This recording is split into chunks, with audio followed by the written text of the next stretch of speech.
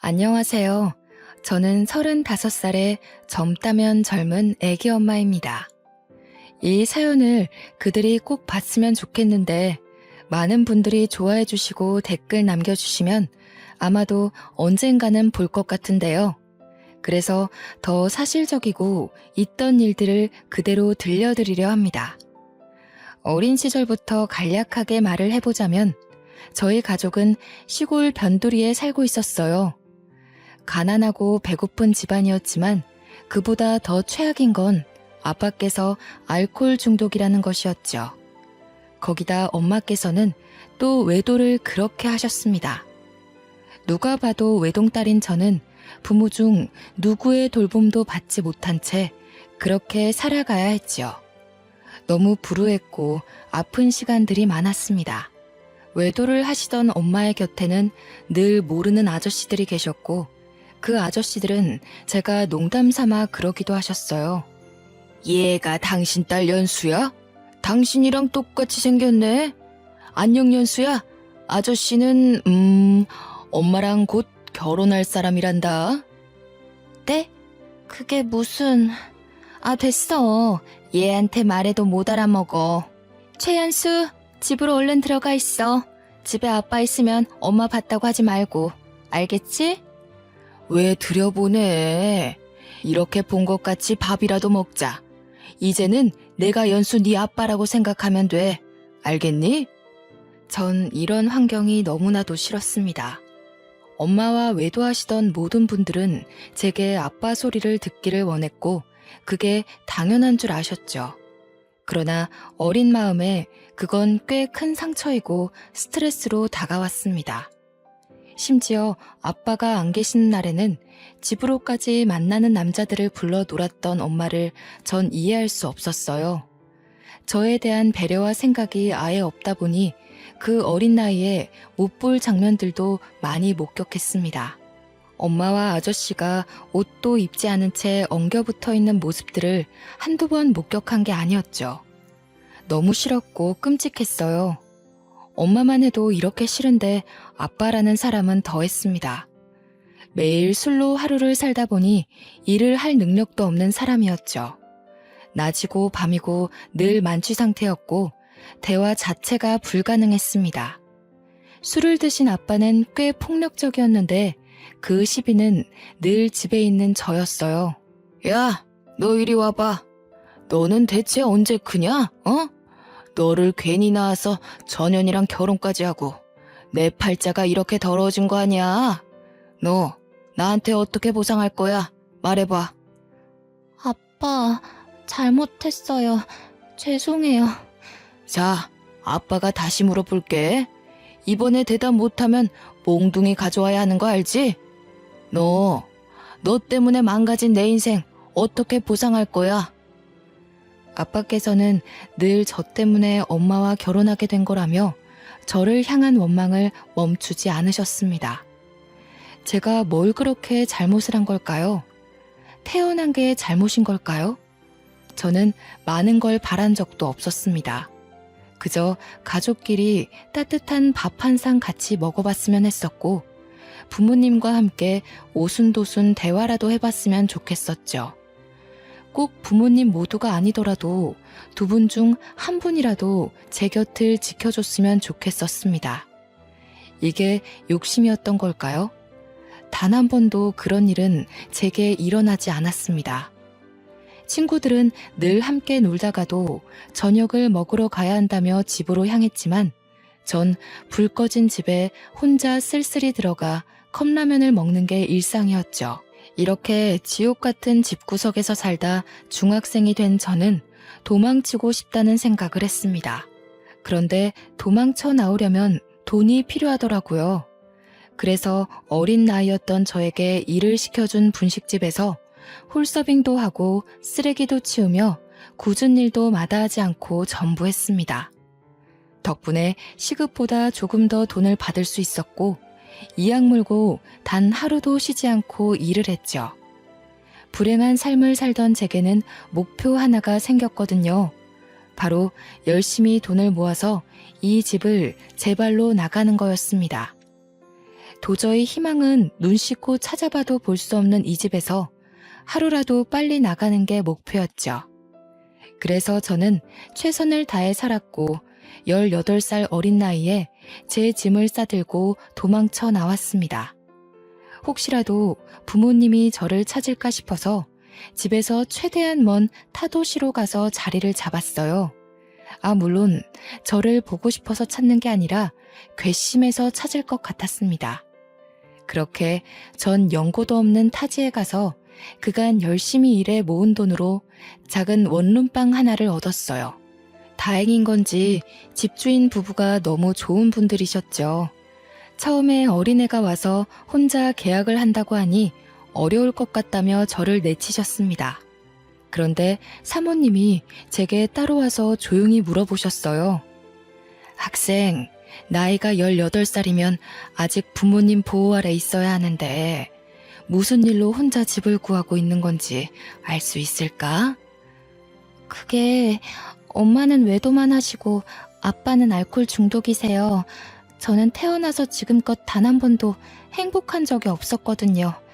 그냥 살고 싶고 웃고 싶어서 그래서 열심히 돈 벌어 도망 나온 거예요. 저 좀 받아주세요. 제발요. 그게 사실이니? 학생 말을 못 믿는 건 아닌데. 아마 저 찾지도 않을 거예요. 저 정말 살고 싶거든요. 저 살게 제발 도와주세요. 저는 그냥 제가 쉬고 잘 곳이 필요한 거라 제발 저 좀 한 번만 도와주세요. 제 말 끝에 사모님은 눈물을 보이셨고 제게 정말 많은 호의를 베풀어 주셨죠. 열심히 일하며 늘 피곤에 쩔어있는 저를 대신해 늘 맛있고 따뜻한 밥상을 차려주셨습니다. 제가 조금 일찍 들어와 있는 날은 집주인 부부 집으로 저를 초대해서 함께 삼겹살도 구워 먹으며 푸짐한 밥을 먹을 수 있었어요. 그리고 제가 늦는 날에는 집 앞에 보온 도시락이 놓여 있었죠. 집주인 부부의 호의에 제가 성공해야 할 이유가 또 생겨버린 겁니다. 덕분에 제가 웃는 날이 많아졌고 살아야 할 이유를 찾게 되며 참 씩씩하게 하루하루를 보내게 되었거든요. 그러던 중 제가 꿈만 같은 기회가 왔죠. 늘 아르바이트를 하던 제가 중소기업 격리로 취직을 한 겁니다. 사실 집주인 부부의 지인이 운영하던 회사인데 절 너무 반듯하고 좋게 봐주셔서 격리 자리가 공석이 되자마자 추천을 해주셨어요. 그렇게 안정적인 회사에 들어간 저는 이후부터 월급을 받으며 살았습니다. 그렇게 3년쯤 일을 다니고 있었는데 놀라운 일이 벌어졌죠. 저보다 15살이나 많았던 중소기업 사장은 늘 저를 대하는 게 남달랐습니다. 착각이라면 착각이겠지만 저를 좋아하는 것 같았어요. 그러나 나이가 너무 많았고 연애 경험도 없었기에 모르는 척 하기도 했습니다. 시간이 흐르고 흘러 어느 날은 제대로 고백까지 받게 되었고 피할 수 없었어요. 나는 네가 참 좋다. 15살이나 많은 내가 이런 소리 하면 정말 욕먹을 거 알지만 이 마음을 더는 못 숨기겠어. 나도 이 감정을 없애보려고 참 많이 노력했었거든. 그런데 쉽지 않더라고. 저도 느꼈어요. 그런데 나이 차이가 너무 많이 나서 솔직히 부담스러워요. 그리고 전 일개 직원이고 사장님은 사장님이신데 어떻게 저를 만나겠어요. 이건 아니에요. 너만 괜찮다면 난 아무렴 상관없다. 진심이야. 다른 건 몰라도 절대 너 외롭게 두지 않을 수 있고 배고프지 않게 만들 자신은 있어. 나도 부모 없는 고아로 살아서 그 마음 잘 알잖아. 사장님은 제게 진심을 다해 말을 했고 그걸 또 뿌리치지 못했습니다. 솔직히 저도 마음이 있었거든요. 어렵사리 저희 두 사람은 진지하게 만나게 되었고 너무 좋았죠. 딱 1년 연애를 했는데 1년간 저는 여지껏 살던 제 세상과는 다른 세상을 살게 되었습니다. 저처럼 혈혈단신으로 상경해서 자수성가한 사람이라 그런지 확실히 내면이 아주 단단하고 책임감이 넘치는 모습이 전 참 좋았어요. 그렇게 1년간 연애를 알콩달콩한 저희 두 사람은 결혼을 했습니다. 물론 15살이나 많은 나이였지만 남편은 절 세상에서 유일하게 사랑해줬고 저 역시 유일하게 남편을 사랑했죠.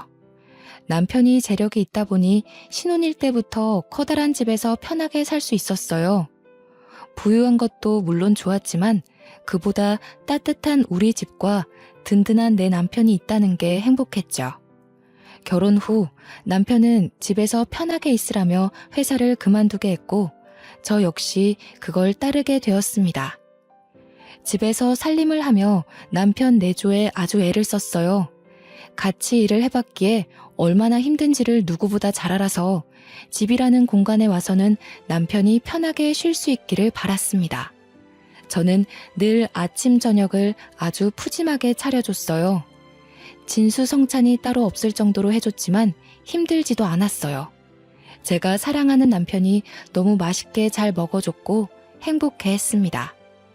늘 아침 저녁은 다른 찬과 찌개로 먹였고 그런 제 수고를 당연하게 여기지 않았던 사람이었죠.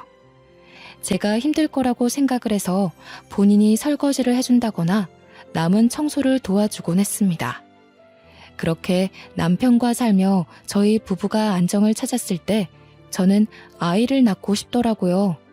뭔가 남편과 주말마다 가던 여행도 이제 재미가 없게 느껴졌습니다. 아이를 낳으면 더 단단한 가족이 될 것 같아서 전 남편에게 말했어요. 여보, 우리 이제 신혼도 충분히 즐겼는데 슬슬 이세 준비해볼까?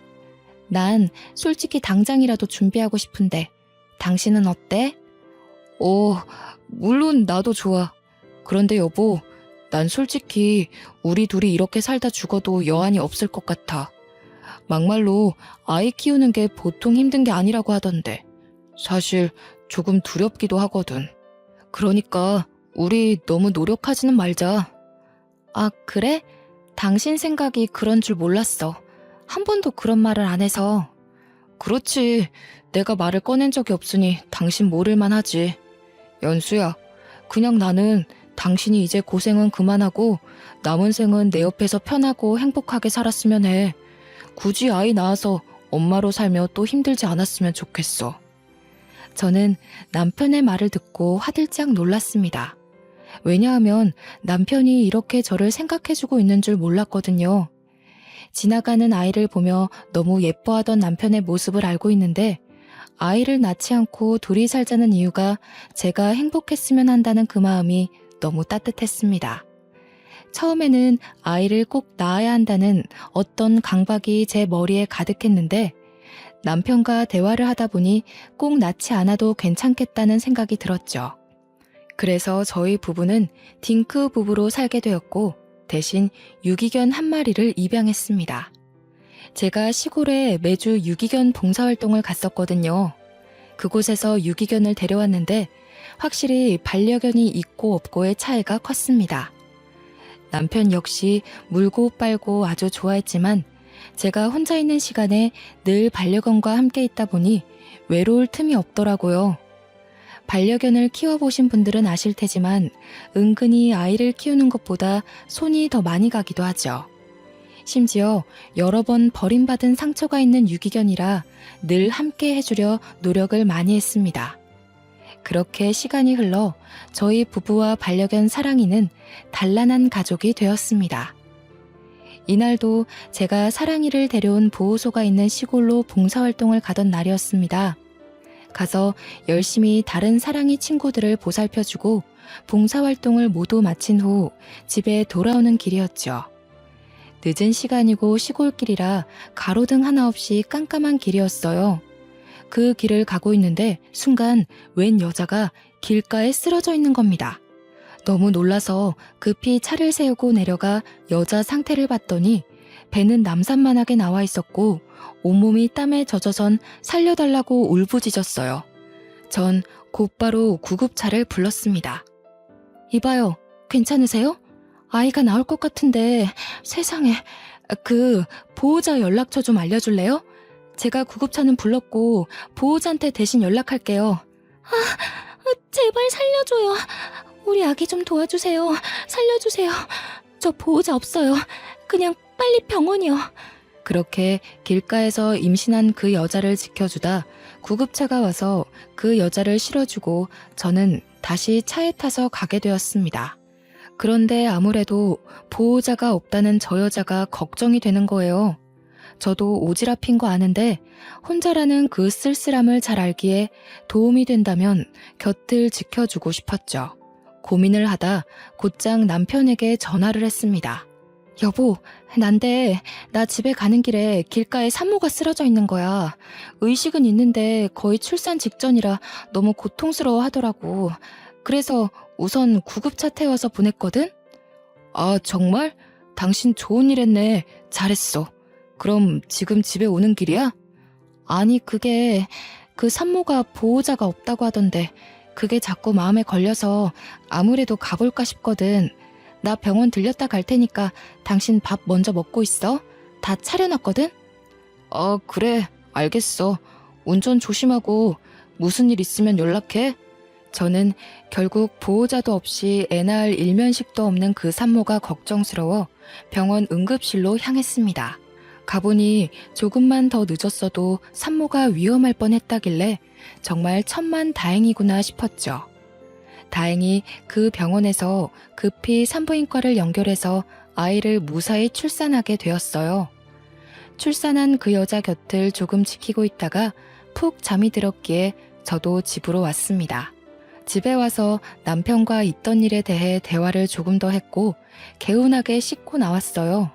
그런데 병원에서 제게 전화가 오길래 뭔가 싶어서 받았죠. 네, 여보세요? 아, 네. 김도희님 보호자분 맞으시죠? 여기 땡땡 병원인데요. 김도희님이 아기도 두고 혼자 사라지셨거든요. 얼른 보호자분이 오셔야겠어요. 네? 그럴 리가요. 잠깐 어디 간 거 아닐까요? 아니요. 저희도 오래 기다리다 지금 연락드리는 거예요. 보니까 주소지도 이쪽이 아니시고. 우선 보호자분 병원으로 와주시겠어요? 아, 그게 제가 그분 보호자가 아니에요. 저도 길에서 만난 거고 도와준 거라 너무 난감하네요. 우선은 갈게요. 저는 너무 당황스러워 말을 잇지 못했습니다. 아이를 출산한 여자가 병원에 아이를 버리고 가는 건 상상할 수 없는 일이었죠.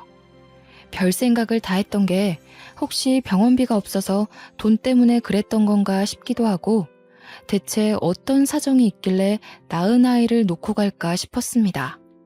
그렇게 아이를 버리고 간 그 여자 때문에 저만 곤란하고 난처한 상황이 되었어요. 결국 이 상황을 남편에게 털어놨고 상의를 했습니다. 여보, 어쩌지? 병원에서 전화가 왔는데 그 여자가 아이만 놓고 도망갔대. 그래서 나더러 빨리 병원으로 와달라는데 어쩌지? 뭐? 사실이야? 아니 대체 무슨 사정이 있길래 그런 짓을 했대. 이걸 어쩌지? 모르겠어. 내가 가서 어떻게 해야 할지도 모르겠네. 우선 같이 가보자. 가야 뭘 해결하든 하지. 그렇게 전 남편과 상의를 했고 병원으로 갔습니다. 저희가 가는 시간도 꽤 걸렸는데 그때까지도 그 여자는 나타나지 않았고 아이를 버리고 간 걸 확신할 수 있었어요. 뭔가 씁쓸했습니다. 저 작은 아이를 어쩌면 좋을까 싶었죠. 병원 관계자들도 제가 그 여자와 일면식도 없다는 걸 알자 굉장히 난처해 하더군요. 어떻게 할지 고민을 하고 있을 때 남편이 제게 이런 말을 했습니다. 여보, 내가 생각을 해봤는데 저 아이 우리가 입양해서 키울까? 물론 갑작스럽긴 한데 우리 형편의 애를 못 키우는 것도 아니니까 난 괜찮을 것 같거든. 저 작은 생명을 우리가 또 버리는 건 좀 그렇잖아. 어? 당신 진심이야? 난 자신 있는데 어때? 물론 우리 피가 섞이지 않았지만 우리 품으로 오려고 이런 일이 벌어진 거 아닐까 싶네. 전 남편의 말에 정말 감동을 했습니다.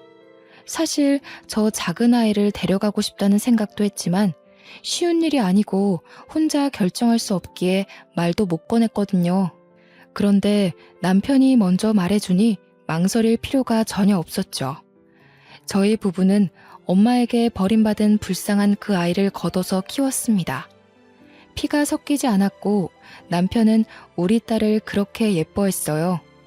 사랑하면 닮는다더니 저희 세 식구는 정말 점점 닮아갔고 누가 봐도 이상하지 않을 가족의 모습이었습니다. 아이가 생기니 집안의 분위기가 눈에 띄게 달라졌고 저희 두 사람 모두 갑작스레 부모가 되었답니다. 어느 순간 남편은 저보다 딸을 더 예뻐하고 좋아해서 제가 귀여운 질투를 할 정도였습니다. 다른 말이 필요 없이 너무 행복했죠. 그 작디 작았던 딸은 건강하게 커서 어느덧 초등학교에 입학할 나이가 되었죠. 이게 또 학부모가 되니까 마음가짐이 달라지더라고요. 언제 이렇게 큰 건가 싶고 마음이 뭉클하면서 찡해졌습니다. 매일 딸내미의 등하교를 제가 책임지고 있었고 이게 또 제 삶의 낙이기도 했죠. 여느 때처럼 딸내미의 학교를 위해 학교로 가고 있었는데 딸이 학교 정문 앞에서 어떤 여자랑 대화 중인 걸 발견했습니다. 그 순간 저도 모르게 너무 놀라서 주차도 제대로 못하고 딸 이름을 부르면서 뛰쳐갔어요. 예지야, 예지야 이리 와, 얼른. 엄마. 어머 예지야, 왜 그래? 왜 울려고 그래? 저 아줌마가 예지한테 뭐라고 했어? 엄마가 예지 엄마 아니야? 뭐라고? 누가 그런 소리를 해? 저 아줌마가 엄마는 예지 엄마 아니라고 계속 말했어. 그래서 내가 맞다고 했는데 아니라고 했어. 울지마 예지야. 엄마가 예지 엄마 아니면 누구 엄마야? 저 아줌마 이상한 사람이니까 혹시 또 찾아오면 절대 말하지 말고 따라가는 것도 절대 안 돼. 알겠지? 딸아이는 울면서 제게 충격적인 말을 했습니다. 그때 우리 예지를 버리고 간 그 여자인 건지 설마 갑자기 나타나서 우리 예지를 데려가려고 찾아온 건가 싶어 너무 힘들었어요. 우선 놀라서 우는 딸을 끌어안고 진정시킨 후 집으로 왔습니다. 그 후 남편이 퇴근해서 올 때까지 별 생각을 다 하며 기다렸죠. 여보, 나 너무 무서웠어 오늘. 우리 예지를 데려갈까봐 너무 무서웠어. 응? 그게 무슨 소리야? 누가 예지를 데려가? 오늘 예지 픽업하러 갔는데 정문에서 어떤 여자랑 얘기를 하고 있는 거야. 놀라서 예지한테 막 뛰어갔는데 애가 울면서 엄마가 예지 엄마 아니냐고 막 그러더라고. 그래서 저 여자랑 무슨 얘기를 한 건지 물었더니 그 여자가 그랬대. 내가 예지 엄마가 아니라고. 뭐? 어떤 정신 나간 여자가 애한테 그런 소리를 해? 설마 그때 그 도망간 여자인가? 그러니까 아무리 생각해도 친모인 것 같아. 우리가 친부모가 아닌 걸 이 동네에 아는 사람은 아무도 없잖아. 그런데 왜 갑자기 나타난 걸까? 설마 이제라도 예지를 데려가려고 온 건가? 나 너무 무서워. 여보, 내가 예지를 어떻게 키웠는데 나 절대 예지 못 뺏겨. 울지마 여보. 예지를 왜 뺏겨? 걱정 마. 우리가 예지 법적 부모야. 그 여자는 애 버리고 도망갔잖아. 잊었어? 그 여자는 애 키울 자격도 없어. 그것도 그렇고 예지한테 말해줘야 하나 싶고 생각이 너무 많다 정말. 우선 예지한테 말하는 건 조금만 신중하게 생각해보자. 지금은 타이밍이 아닌 것 같아. 남편과 많은 대화를 하며 참 많이 울었습니다. 눈물이 멈추질 않았고 그 슬픔에 잠겨 힘들었어요. 그 뒤로 저는 딸내미를 잃을까 두려워서 평소보다 더 빨리 가서 딸을 기다렸고 제 품에서 한시도 떼어놓지 않았습니다. 며칠 뒤 남편이 회식 때문에 늦게 온다고 하더라고요. 그래서 딸과 단둘이 오붓한 시간을 보내고 있었는데 핸드폰 알림이 울렸죠. 보니까 누군가 제 핸드폰으로 남편이 술에 취한 모습이 담긴 사진을 계속 보내는 겁니다. 저는 너무 놀라서 남편에게 전화를 했지만 받지 않았어요. 아무리 생각해도 이상해서 사진을 자세히 들여다보는데 술 취한 남편 옆에 여자 가방이 함께 있는 거예요.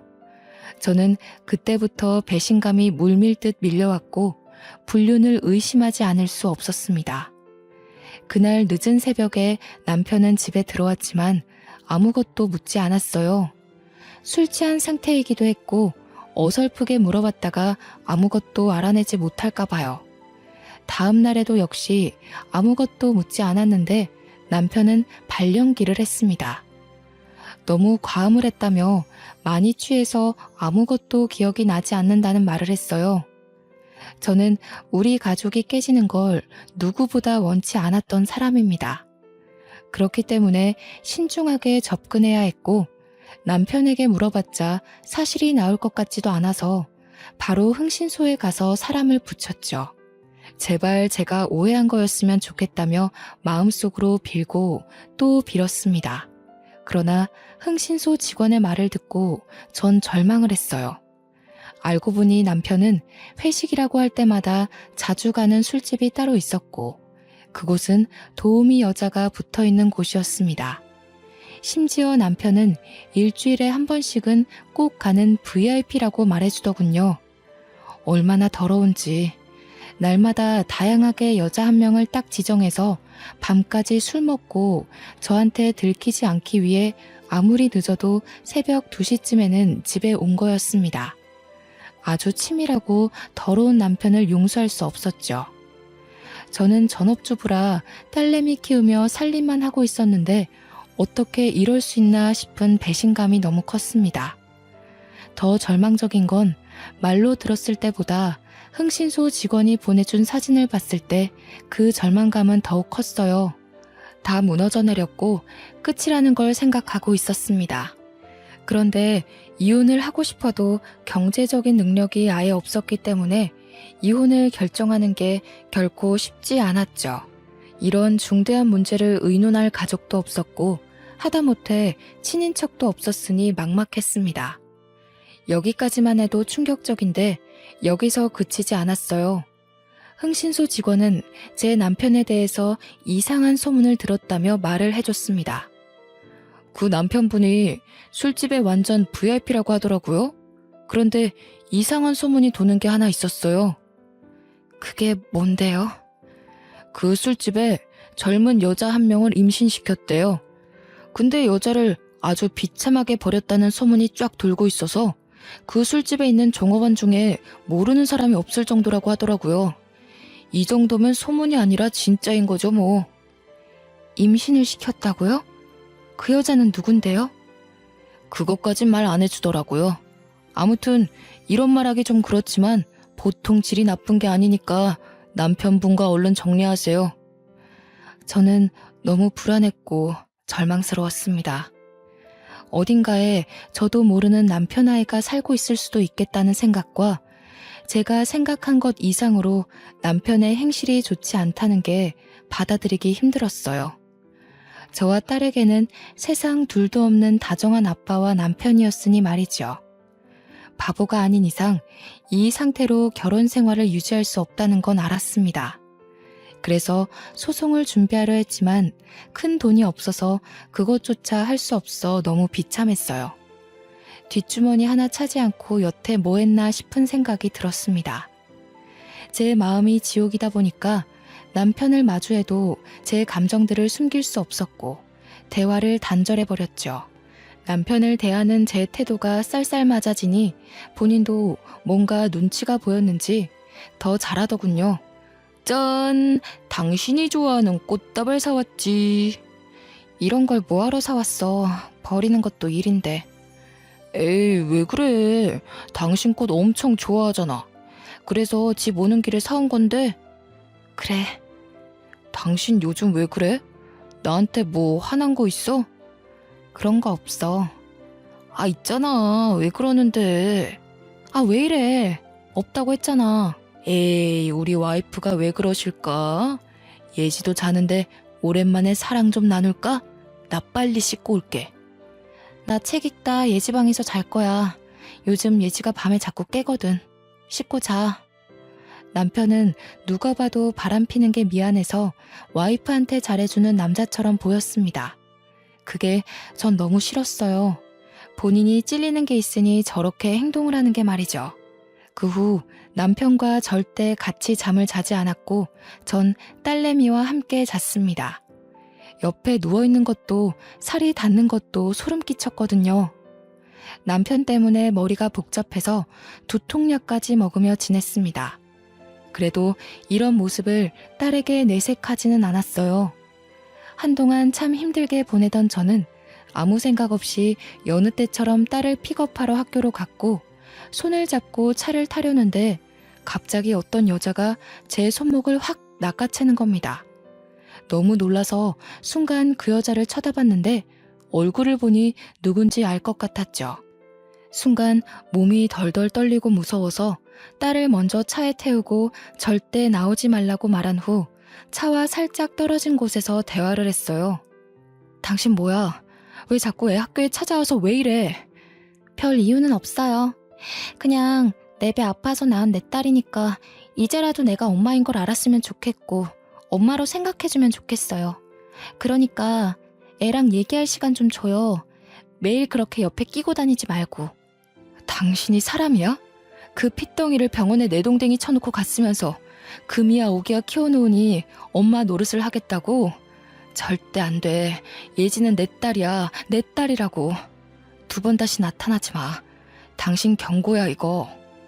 그래, 당신이 금이야 오기야 키운 티가 나서 고맙기는 한데 내 핏줄이잖아요. 내 딸이잖아요. 그날 당신도 봤잖아. 내 배 아파서 낳은 아이인 거. 염치도 없이 어떻게 날 찾아와서 그런 말을 해? 그때 우리가 예지 데려와서 안 키웠으면 보육원에서 컸을 거야. 알아? 당신 진짜 부모 자격 없어. 그래, 어디 물어나 보자. 애 키울 돈은 있어? 능력도 없으면서 왜 그래? 예지, 당신이 아니더라도 당신 남편이 키웠어야 했다고요.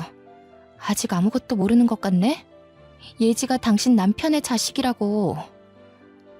뭐라고? 지금 무슨 헛소리를 하고 있는 거야?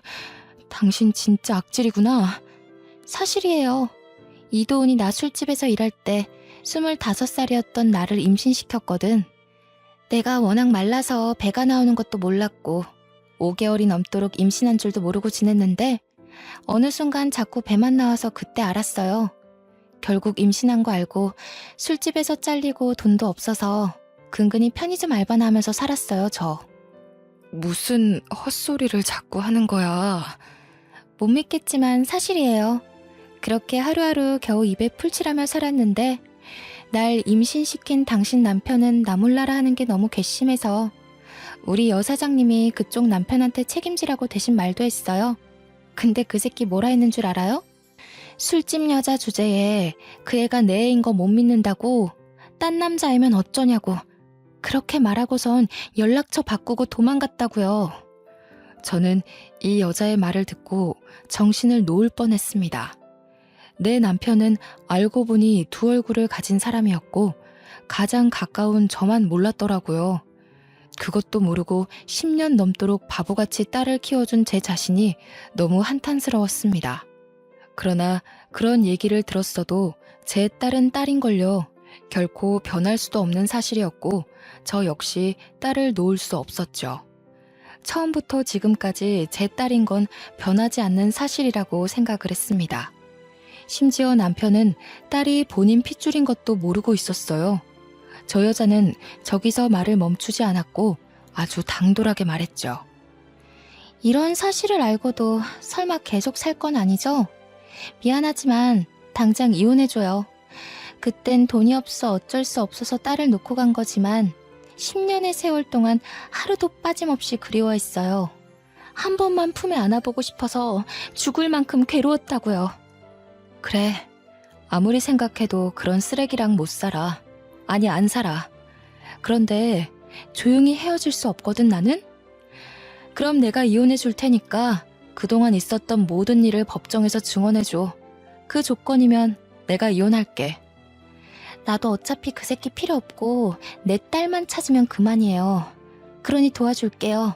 그렇게 해요. 저는 남편과 도저히 살 수 없다고 판단을 했고 그 여자에게 도움을 청했습니다. 그 여자만큼 확실한 증거는 없으니 말이죠. 그 후 근처 월세방을 구해서 딸과 함께 살았고 남편과는 별거 생활을 시작했어요. 남편은 이런 제 태도에 어리둥절했고 대체 왜 그러냐고 물었습니다. 저는 대꾸해주지 않았고 이혼 소장이 남편에게 날아갈 때까지 침묵했죠. 그리고 드디어 도착한 이혼 소장을 본 남편은 제게 전화로 쌍욕을 했습니다. 물론 전 모든 통화 내용을 녹음했어요. 야, 너 미쳤냐? 지금 나한테 이혼을 하자는 거야? 이런 별 미친 걸 다 보겠네. 야, 남자가 살다 보면 그럴 수도 있지. 뭘 그딴 거 가지고 이혼하네 마네야. 입 다물어. 당신이랑 아무 말도 하고 싶지 않고 그냥 이혼하고 더럽게 살아. 야, 술집 여자 한 번 만난 거 가지고 왜 난리야. 너도 그럼 남자 만나서 한 번 하던가. 내가 봐줄게. 쥐뿔 가진 것도 없는 게 주제넘게 감히 이혼 소리를 하고 있네? 너 죽고 싶냐?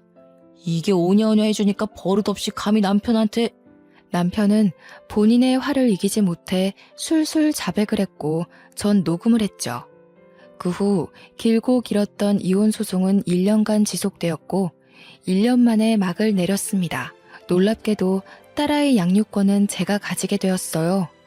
친모의 주거 환경이 불안하고 예지가 절대 친모한테 가고 싶지 않다고 증언을 했거든요. 결국 여러 상황적인 면을 봐도 그렇고 딸이 저를 따르기 때문에 제가 키우는 게 맞다고 법원이 판결 내렸어요. 친모가 항소를 할 수 있었지만 돈이 없어서 못하더라고요. 전 혹시라도 친모가 딸을 뺏어갈까봐 아예 이사를 가서 월세살이를 시작했습니다. 위자료로 고작 2천만 원을 받았고 너무 작았죠. 그 괘씸함과 분한 마음에 남편의 회사 안의 직원들한테 부탁해서 소문을 쫙 내고 말았습니다. 그런데 경쟁업체는 이걸 기회라고 생각했는지 전 남편 회사의 기술을 빼내려고 능력 있는 직원들한테 스카우트 제의를 했더라고요. 물론 연봉이 올라가는 조건이니 직원들 10명 이상이 경쟁업체로 이직을 했습니다.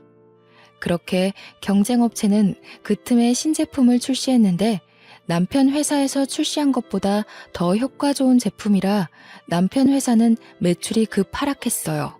결국 서서히 망해가고 있던 겁니다. 이런 거 저런 거 신경 쓰지 않고 전 남편에게 양육비를 달라고 했어요. 양육비 줘. 이런 걸로 신경 쓰게 하지 마. 연수야, 나 죽겠다 진짜. 나 진짜 돈이 없어. 너랑 이혼하고 애가 한 명 더 생겼거든? 들어보니 저랑 별거 중일 때도 술집에 가서 욕구를 풀었었고 더 충격적인 건 전 남편의 애가 또 생겼더라고요. 웃긴 게 이번에는 그 술집 여자가 아주 영리하고 대단한 게 전 남편의 지갑을 슬쩍 가져다가 주민등록증에 적혀있는 집 주소를 확인하고는 그 집 앞에 아기를 버려두고 갔다고 합니다. 참 책임감도 없는 여자들이 세상에 너무 많지 않나요? 그럴 거면 낳지를 말라고 말해주고 싶더라고요.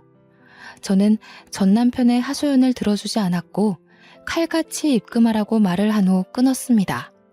그 후 2천만 원으로 근처 카페를 창업했어요. 망할까봐 너무 두려웠지만 주부로 10년을 넘게 살아서 그런지 제가 요리 솜씨가 좀 있었습니다. 그래서 디저트 레시피를 인터넷 보고 따라 만들었는데 디저트 수익이 상상 초월했어요.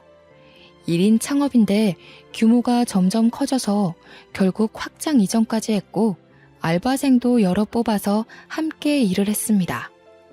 알바생이 생기면서 딸과 보낼 수 있는 시간이 늘어나서 좋았고 가끔 바쁠 때는 우리 딸이 카페에 와서 공부도 하며 지내고 있어요.